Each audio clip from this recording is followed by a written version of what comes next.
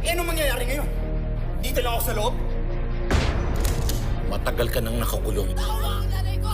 Simula nang magalit ka at kamuhian mo ang sarili mong ama.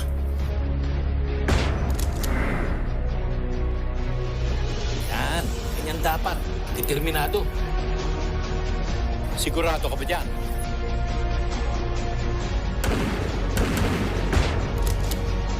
Ito ka pa nagnakaw sa teritoryo ko? Pare, ibang-iba ka na talaga ngayon eh. Bubulungan ka nila kung gaano ka duming polis.